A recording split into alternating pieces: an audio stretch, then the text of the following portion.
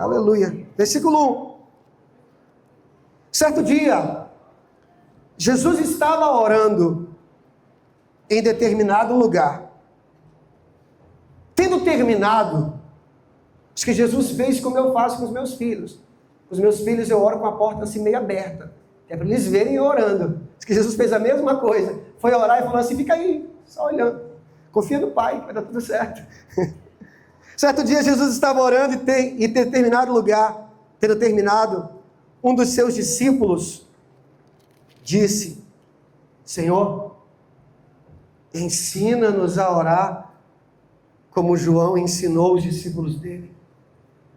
Há uma discussão teológica se essa é uma outra conversa ou se essa conversa aconteceu antes de Jesus ensinar a oração que está lá em Mateus capítulo 6, no Sermão da Montanha. A discussão é se são momentos distintos ou se é o mesmo momento. Os discípulos estão vendo Jesus orar, Jesus termina de orar, e de repente eles estão espantados, irmãos. Cá para nós. Deveria ser assombroso Jesus orar. Deveria ser a coisa mais extraordinária, fantástica, misteriosa, incrível. Falta palavras para descrever, irmãos. Aquele homem, Jesus, em oração diante do Pai. Fato é que Jesus termina de orar e os discípulos estão em transe, em êxtase. Senhor, ensina-nos a orar. Aí a oração que Lucas descreve é a mesma oração de Mateus capítulo 6, com algumas ressalvas. Ela é mais objetiva, mais curta. Algumas afirmações e petições que tem em Mateus capítulo 6 não tem aqui em Lucas capítulo 11. Então fique com essa indagação dos discípulos. Senhor, ensina-nos a orar. Ok? Aí vai lá para Mateus capítulo 6. Agora ele vai ensinar.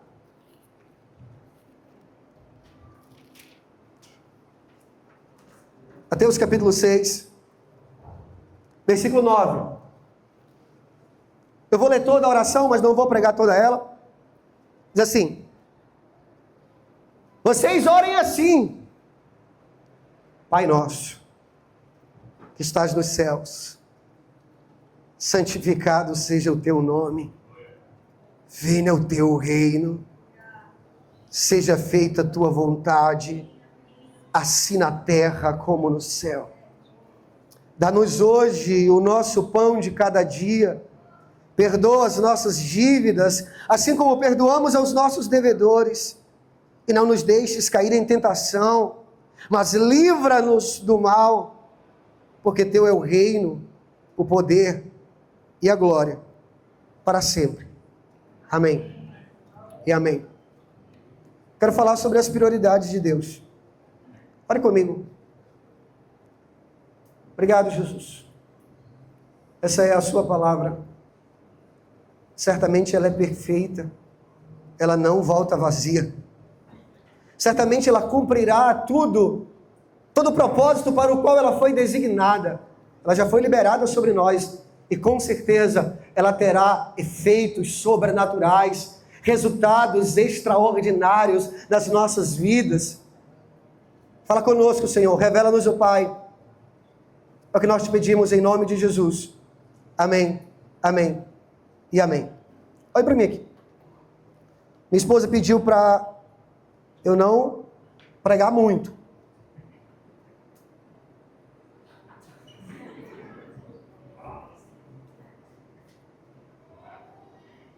Eu disse tá. Não disse será sim ou será não. Disse tá. Então vamos lá.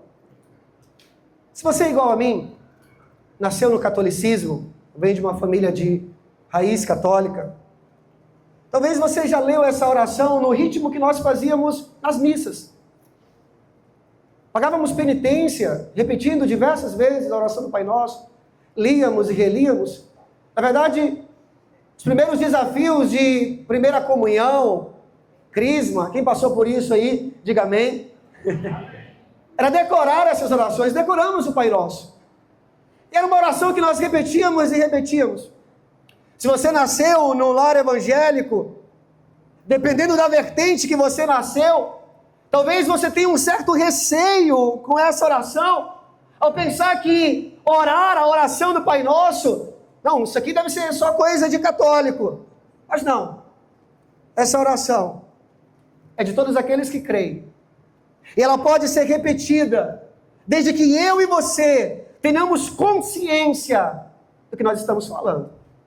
Não como palavras vazias, não como palavras ditas ao vento, mas como palavras que realmente fazem sentido ao nosso coração, palavras que nos ferem e saem pelos nossos lábios. É quando o nosso coração, ele é fundido, há uma fusão entre o nosso coração e os nossos lábios simplesmente declaram aquilo que queima no nosso coração. É dessa forma que nós precisamos orar a oração do Pai Nosso. E sabe o que me deixa perplexo aqui? É que os discípulos estão aqui, em Mateus capítulo 6, ouvindo o maior sermão da história. Alguns estudiosos dizem que Jesus pregou esse sermão em 6 horas. Aí querem que eu pregue um sermão em 50 minutos. 6 horas Jesus pregando o sermão do monte. Eles ouviram o melhor sermão da boca do pregador mais extraordinário. Mas você não vai ver na Escritura eles dizendo para Jesus, ensina-nos a pregar.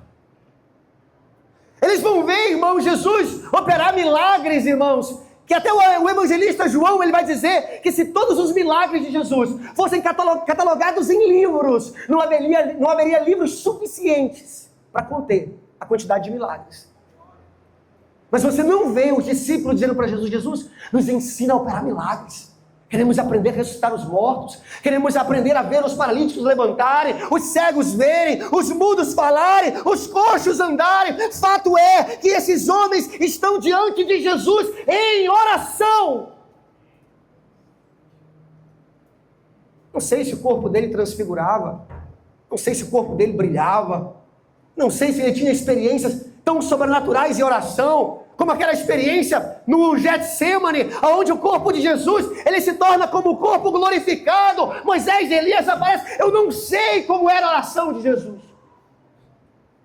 Mas um dia Jesus está orando e os discípulos estão vendo. Os discípulos só têm um pedido. Não sei se com as pernas bambas, com as mãos trêmulas, com o coração acelerado, dizendo, eu não sei nem o que nós vamos pedir para você, mas nós vamos dizer, ensina a gente a orar. Ensina a gente a orar. E nós precisamos aprender a orar. Não apenas aquilo que nós devemos fazer, mas por que nós estamos fazendo aquilo que nós estamos fazendo. O que Jesus vai deixar claro em Mateus capítulo 6, quando ele questiona os religiosos, os fariseus da sua época, é que existe uma influência, e essa é a mais importante. Aquilo que nós pensamos sobre Deus determina aquilo que nós fazemos para Deus. A teologia afeta a nossa vida prática. Então aquilo que nós sabemos sobre Deus vai determinar a forma como nós vivemos. Nós precisamos aprender não apenas a orar, mas por que orar? Muita gente acha que orar é convencer a Deus a dar aquilo que Ele não quer dar. Engana-se. Muita gente acha que oração é simplesmente levar para Deus uma lista de pedidos, uma lista de exigências, e Deus é um garçom, e Ele está ali para atender os nossos desejos. O convite da oração do Pai Nosso, irmão, não é apenas para nós repetirmos essas palavras como uma maquininha, como um toca-fita, Jesus, década de 90, um CD, como um pendrive, com uma playlist no Spotify que nós colocamos para repetir, e repetir, e repetir. Na verdade, irmãos, se nós colocarmos sinceridade nessa oração, a oração do Pai Nosso terá efeitos revolucionários nas nossas vidas. Porque essa oração, ela vai expressar as prioridades de Deus. Eu gosto de um teólogo chamado N.T. Wright, que ele diz o seguinte: a oração do Pai Nosso para muitos crentes é como alguém entrando na casa de um anfitrião pela porta dos fundos. Como assim, pastor? Já viu o que a gente lembra da oração do Pai Nosso? Primeiro, Senhor, o bicho está pegando aqui, socorro, me livra da tentação. Senhor, está faltando pão, está faltando provisão. Senhor, olha, livra-nos do mal. Senhor, tem problema de relacionamento aqui, precisamos de perdão, tem pecado envolvido. É como que se nós estivéssemos entrando nessa oração pela porta dos fundos e não pela porta da frente. A oração do Pai Nosso, ela destaca qual é a real prioridade das nossas vidas e coloca o nosso foco total nisso. Eu gosto da afirmação de John Stott, que ele diz que quando nós entendemos o que é a oração do Pai Nosso, a nossa oração ela é afetada de duas formas. Primeiro, os interesses de Deus se tornam prioridade. Teu nome, teu reino e tua vontade. E segundo, as nossas necessidades são entregues a Ele. Dá-nos, perdoa-nos, livra-nos. Mas a grande pergunta aqui, irmãos, é qual é a prioridade dessa oração? É fato que nas nossas igrejas nos ensinaram que a prioridade da oração é pedir pão para Deus. É pedir provisão. É pedir que Deus atenda aos nossos sonhos. É pedir que Deus realize os nossos projetos, concretize os nossos planos. Nós queremos que Deus nos dê alguma coisa. Mas olhe com cuidado para essa oração. Você vai perceber uma prioridade completamente diferente. Os 3 pedidos, e é onde eu vou focar nessa noite.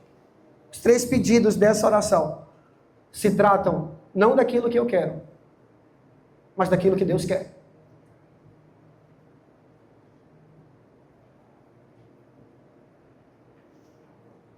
As primeiras 3 petições da oração do Pai Nosso, irmãos, focam a glória de Deus, o reino de Deus e a vontade de Deus. Irmãos, na cultura do reino de Deus, a nossa principal preocupação não é o nosso nome, não é o nosso reino, não é a nossa vontade, mas é o nome de Deus, o reino de Deus e a vontade de Deus. Alguém pode dizer amém? Amém. É nessa oração que nós reconhecemos a primazia dos planos de Deus em relação aos nossos. Mas não sei se você percebe, mas em Mateus, no Sermão do Monte, Jesus está constantemente confrontando os hipócritas. E qual é o erro do hipócrita, irmão? É o egoísmo. O problema do hipócrita é que ele é obcecado nele mesmo. O problema do hipócrita é que ele ora para que os outros vejam e não para que Deus veja.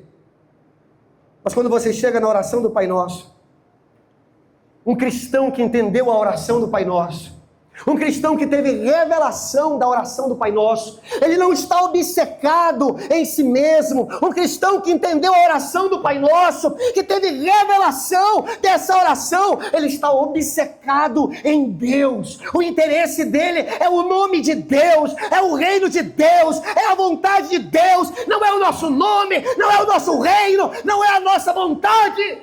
E a minha oração é que Deus revele isso para nós hoje. A minha oração é que essa palavra cale no nosso coração nessa noite. Nós estamos falando de uma oração que não é egocêntrica, é teocêntrica. A preocupação dela é a glória de Deus. Nós não estamos falando de uma oração burra, analfabeta, desprovida de educação acadêmica. Não, ela é inteligente. Por quê, pastor? Porque ela fala de uma dependência racional de Deus. Portanto, quando nós nos aproximamos de Deus para orar, nós não podemos fazer como os hipócritas que oravam apenas para que os outros vissem eles orando, para que os outros aplaudissem o que eles estavam fazendo. Nós não oramos de forma mecânica, apenas repetindo palavra após palavra. Não, o nosso coração, ele acompanha as nossas palavras. Nós oramos de forma racional, humilde, confiantes. Como, pastor? Como uma criança no colo de um pai.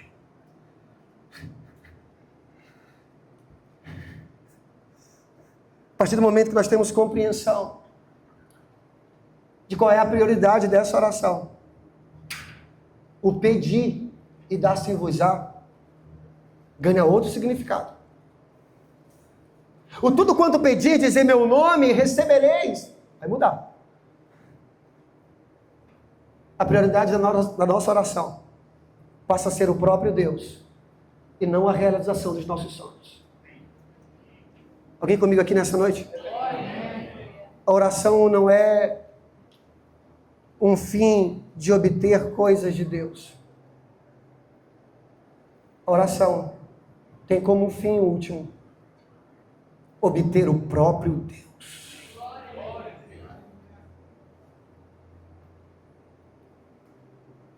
Isso parece que é o nosso instinto humano começar da forma errada. Perdemos o foco de Deus. Deus agora tem uma imagem distorcida. Nós fazemos essa oração de trás para frente. Nós cometemos o erro de reduzir o reino de Deus a um Deus que simplesmente faz aquilo que eu quero que Ele faça. Mas o problema aqui, irmãos, é que nós podemos transformar Deus em um ídolo. Nós podemos transformar Deus em um fantoche que nós invocamos apenas para fazer aquilo que nós queremos. Mas o Pai Nosso não é uma fórmula fixa, engessada. É um modelo. A oração do Pai Nosso não é apenas uma lista de coisas essenciais. Ela é uma lista de prioridades. E usar essa oração sem entender qual é a prioridade do Senhor é fazer aquilo que Jesus chamou de vãs repetições. Jesus nos deu um modelo de oração, não apenas para guiar as nossas palavras. Jesus nos deu um modelo de oração para guiar os nossos desejos. Jesus não nos deu um modelo de oração simplesmente para que nós repetíssemos palavras. Jesus nos deu um modelo de oração para calibrar os nossos afetos, os nossos sentimentos, os nossos prazeres, os nossos desejos. Se nós usarmos a sequência dessa oração, como foi apresentada por Jesus, os nossos desejos serão reordenados. Como disse o grande pregador John Wesley, as nossas orações, irmãos, são um verdadeiro teste dos nossos desejos. Quer saber a coisa que você mais ama? Observe aquilo que mais você coloca nas suas orações. Eu tenho dito isso aqui. Deus não tem problema com aquilo que a gente pede. Deus tem problema com aquilo que a gente pede primeiro. Porque aquilo que a gente pede primeiro fala sobre aquilo que governa o nosso coração. Sobre aquilo que nós mais desejamos. Sobre aquilo que nós mais queremos. É por isso que C.S. Lewis agora, ele vem de uma maneira memorável para fechar essa ideia. Como? Lewis vai dizer, a oração, no sentido de uma petição, de pedir coisas, é apenas uma pequena parte dela. A confissão e a penitência são o seu princípio.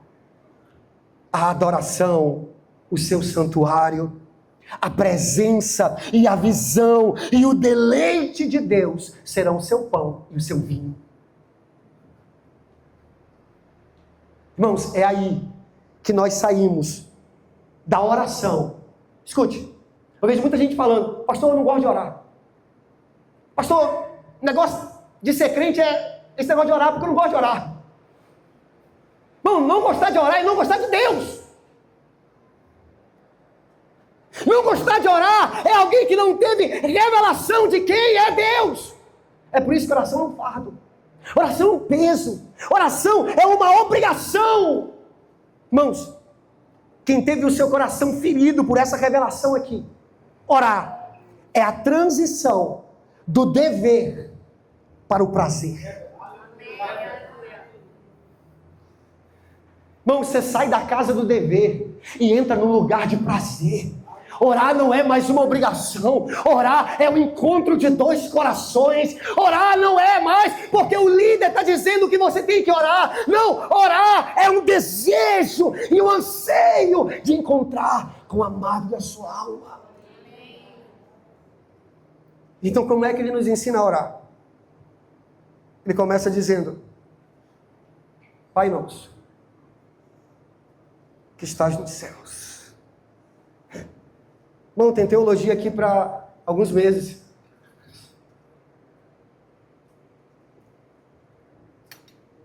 Pai nosso, que estás nos céus.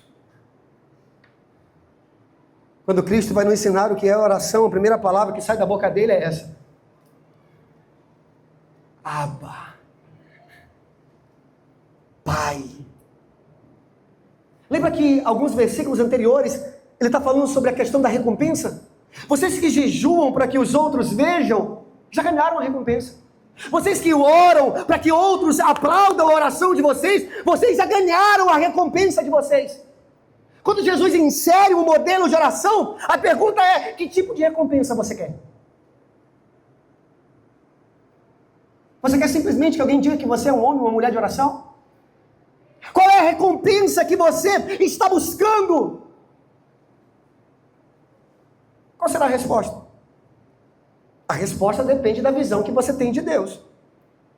Ou ele é para você um tirano, senhor de escravos, ele é um pai. Não, alguém vai entender isso aqui, pelo amor de Deus. Irmãos, tem gente que está orando só para cumprir tabela, com medo de Deus castigar. Tem gente que está orando, irmãos, só com medo para que as coisas não dêem mais certo. Ele está fazendo tudo sozinho, na força do braço dele. Ele está planejando, ele está executando, ele está sustentando tudo. E ele ora com medo de Deus não gostar mais e soprar o castelo de areia dele.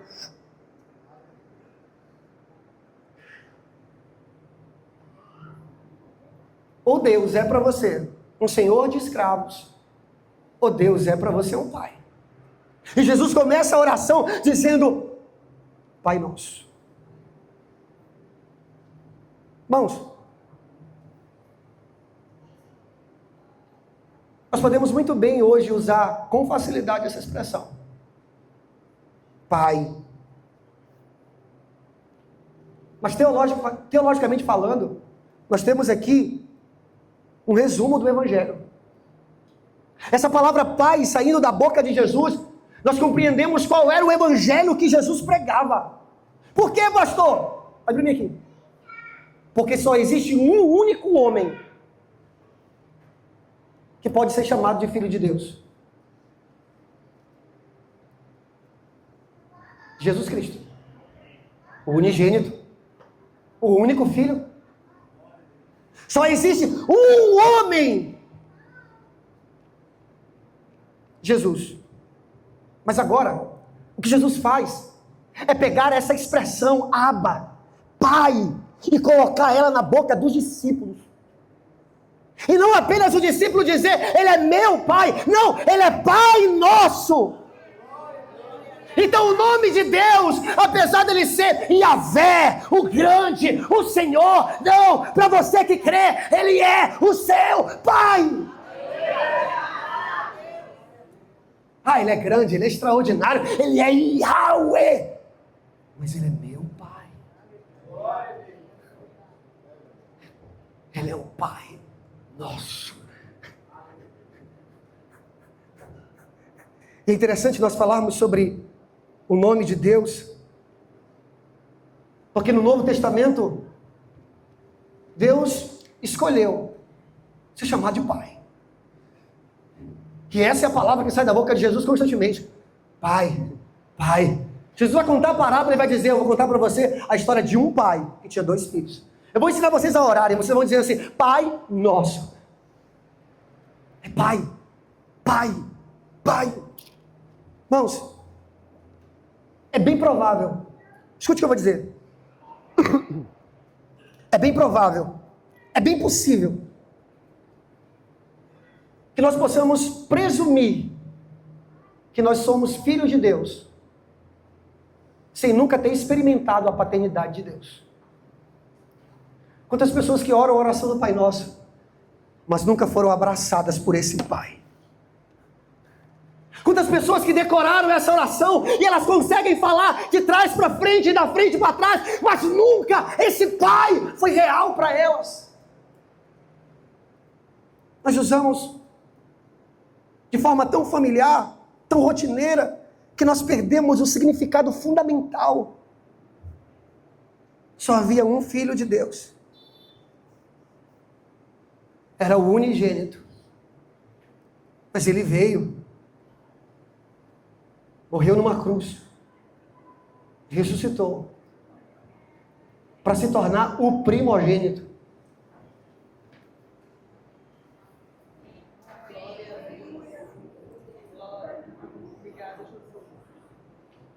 Unigênito significa único. Primogênito significa primeiro. Era o único, só ele. Agora ele é o primeiro de muitos irmãos. Só ele poderia chegar na presença de Yahweh e dizer: meu Pai. Agora ele entrou, rasgou o véu. Nós podemos entrar na presença do Senhor e juntos, como igreja, dizer: Pai Nosso. Pai Nosso. Pai Nosso. Pai Nosso. Irmãos, você quer saber se alguém é crente de verdade? Você quer saber se alguém entendeu o que é o cristianismo? Pergunte para ele se ele entendeu o que é ser filho de Deus. Pergunte para ele o que acontece dentro dele quando ele ouve que ele é filho de Deus. Irmãos, se eu estou afirmando que você é filho de Deus, que Deus é o seu Pai e nada acontece dentro de você, é bem provável que você nunca entendeu o que é ser cristão. Você vai perceber, irmãos, que Mateus capítulo 6, dos versículos 1 até o 18, Deus é chamado de Pai em 10 ocasiões diferentes. E durante toda essa parte do sermão que nós lemos, Jesus está afirmando que o maior problema do hipócrita é que ele consegue ver Deus como o Senhor, mas não consegue ver Deus como um Pai.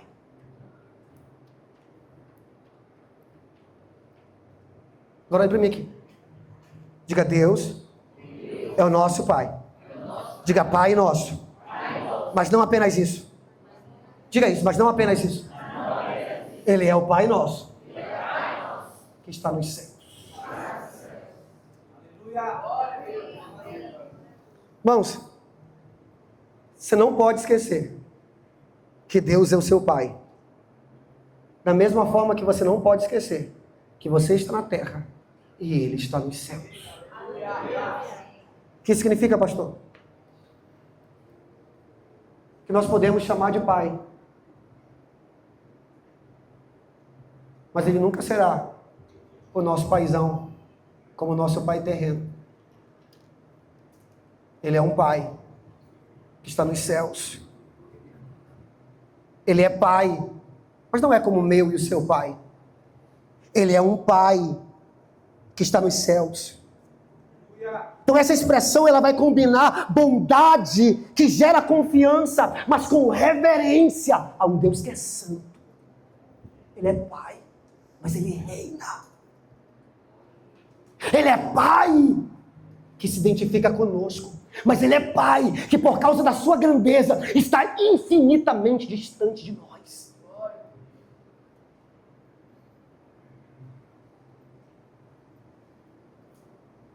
É bondade que gera confiança. Mas qualquer intimidade grotesca, irreverente, que não reconhece que Deus está nos céus, acima de nós, nós podemos transformar, irmãos, Deus em um bobalhão. Que é um pai que muitas vezes vê a gente errando e não está nem aí. Na verdade, quando a Bíblia vai falar sobre correção, ela vai dar uma referência à paternidade de Deus. Escute isso aqui que eu vou te falar. Se você está pecando e Deus está corrigindo você, parabéns, você tem um pai. Se você está pecando e Deus não está fazendo nada, é porque você não é filho dele. Porque a Bíblia diz que Deus corrige como um pai ao filho a quem ele ama. Está comigo aqui? Diga amém. Existe um equilíbrio. Nós falamos de intimidade, mas nós falamos de reverência. Deus é nosso Pai, mas não anula a sua grandeza insondável e a sua glória incomparável. Ele é o nosso Pai, mas ao mesmo tempo Ele está nos céus. Ele é o nosso Pai que está nos céus e nós não podemos medir a dimensão dessa soberania, dessa grandeza, dessa transcendência. Ele está no céu, nós estamos na terra. Ele é celestial, nós somos terrenos. Ele é eterno, enquanto nós somos criaturas. Ele sempre existiu, nós fomos criados. Ele é um Deus de amor, mas Ele é um Deus santo. Perceba que esse Deus não é um ídolo feito pela mão do homem. Ele é o Deus vivo, que habita no céu e deseja ver o seu governo soberano sobre a terra. Eu gosto da harmonia do texto. O texto é belo, é poético, é lindo. Porque o texto combina intimidade, Pai, adoração, Ele está nos céus, comunhão, Ele é o Pai nosso. Por isso essa oração não pode ser feita de forma isolada. Essa oração só pode ser feita aqui, em comunidade. Porque Ele não é o meu Pai, Ele é o nosso Pai.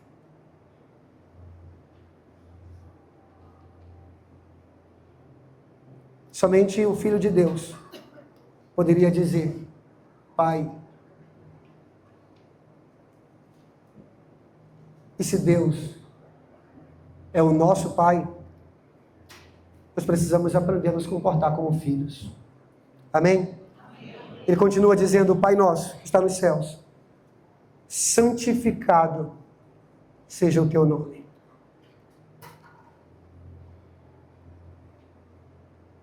Para muitos, o nome de Deus é a combinação de 4 letras: D, E, U e S. Mas na verdade não é. O nome de Deus representa quem Ele é.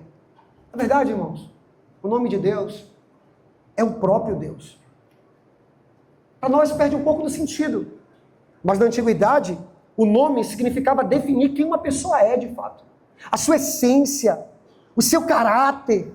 Então quando a Bíblia fala, santificado seja o teu nome, refere-se a santificar a tudo aquilo que Deus é.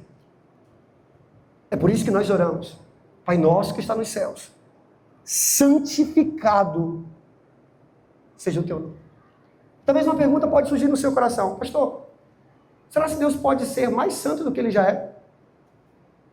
Como é que nós vamos santificar o nome de Deus? Não é que Deus precise ser mais santo, irmãos. É nós que precisamos lembrar que Ele é santo. É nós que precisamos lembrar que a santidade de Deus nos leva a um lugar de admiração, espanto diante da grandeza de Deus. Santificar o nome de Deus significa ser santo como Ele é. Não significa alguém sem defeito, mas significa alguém que está lidando seriamente com o pecado. Irmão, escute. Alguém que é chamado de filho de Deus precisa zelar pelo nome de Deus. Muitas vezes não é o seu nome que vai levar a má fama. É o nome da igreja. É o nome de Deus. O crente nem sabe quem é o crente, mas Deus entra no pacote. Jesus agora é a vítima. Jesus agora entra no réu, senta no banco dos réus, é julgado e condenado. Por quê? Tem alguém que não está vivendo em santidade. E por causa dessa pessoa, o nome de Deus não é santificado. Irmãos, o nome de Deus não pode ser envolvido em falcatrua. em mentira, em negócio sujo. Vamos, está vindo mais uma eleição aí.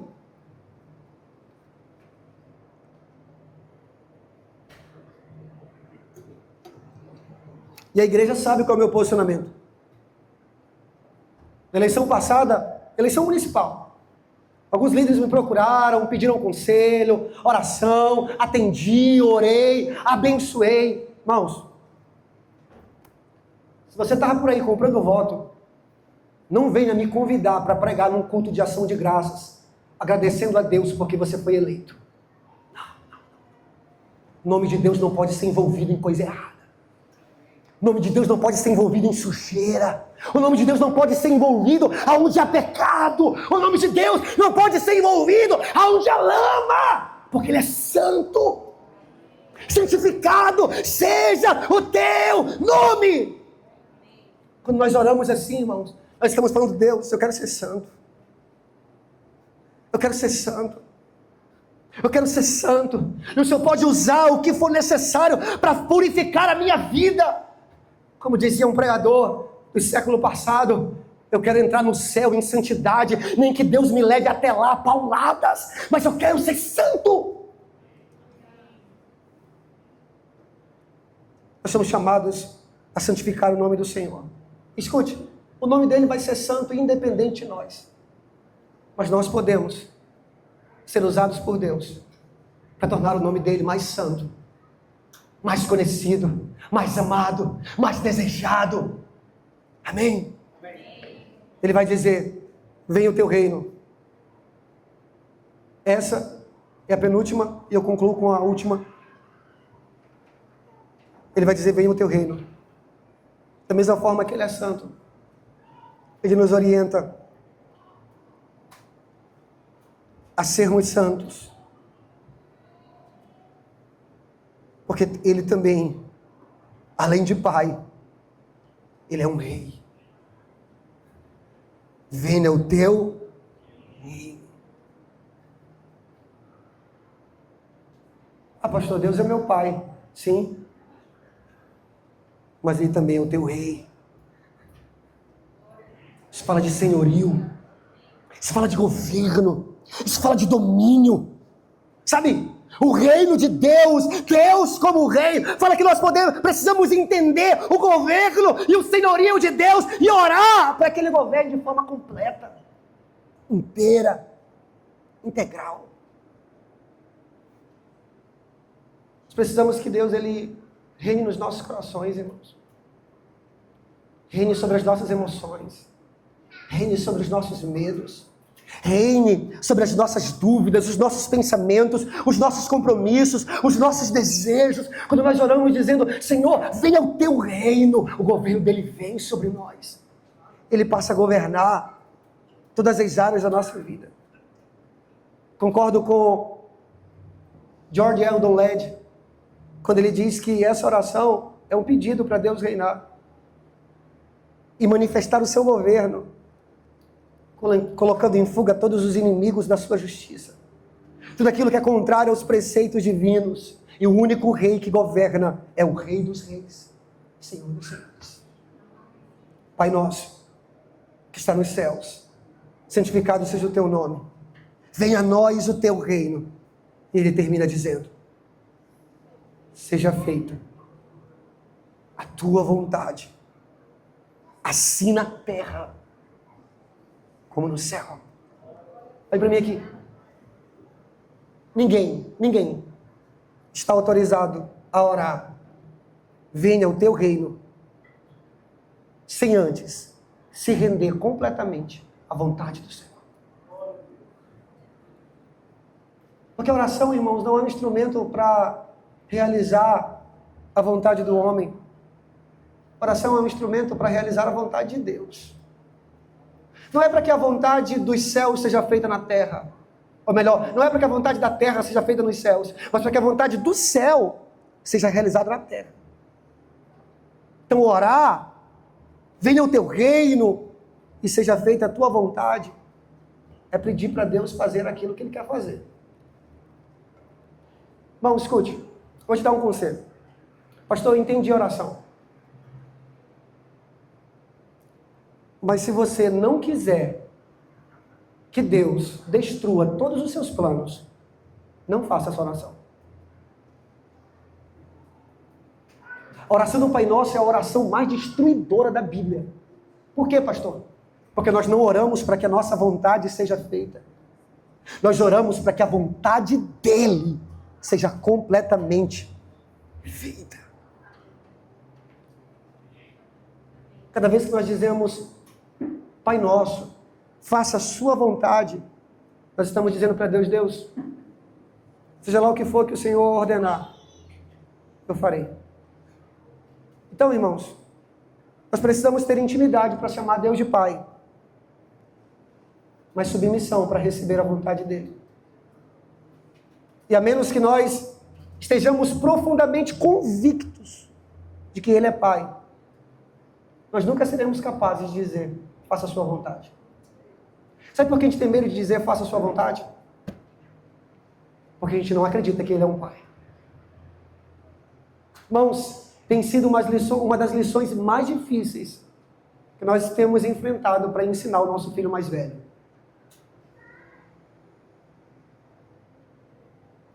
Ontem a gente viveu uma cena aqui na igreja, servindo jantar para os líderes da igreja, e ele chorou.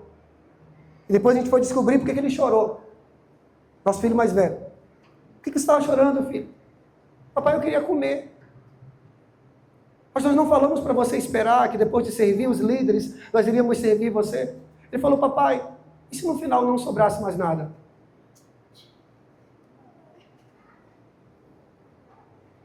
É assim que nós somos. Nós confiamos que o Pai vai deixar faltar. Nós acreditamos que o Pai não tem amor nenhum por nós, então Ele não está importando de nenhuma forma se nós vamos ficar com fome. Sabe por quê? Porque, na verdade, nós não acreditamos que Ele é o nosso Pai. Nós temos trabalhado com Ele. Eu abracei Ele e falei, filho, confia no seu Pai.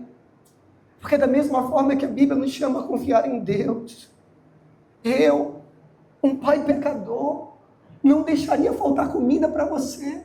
Como é que o Pai Celestial vai deixar faltar alguma coisa para mim e para você?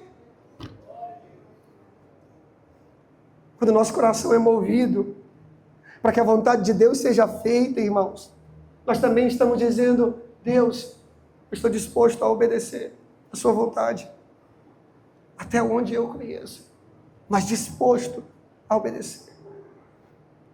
Quando as pessoas começam a se submeter ao reino de Deus, elas passam a viver como súditos desse reino, e a vontade de Deus é feita, é realizada.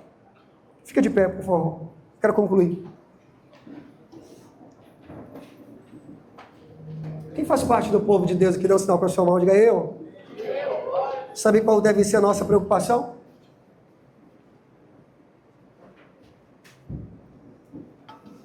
A nossa obsessão, nosso maior desejo é que o nome do Senhor seja santificado. É que o reino dele venha nesse mundo. É que a sua vontade seja feita na igreja, em mim, no mundo, em cada um de nós. Escute, não sei se você percebe, mas logo após isso, os nossos desejos entram em cena. Pão nosso de cada dia nos dá hoje. Perdoa as nossas dívidas, assim como perdoamos os nossos devedores. Agora é eu falando de mim mesmo. Mas escute, a prioridade é o Senhor.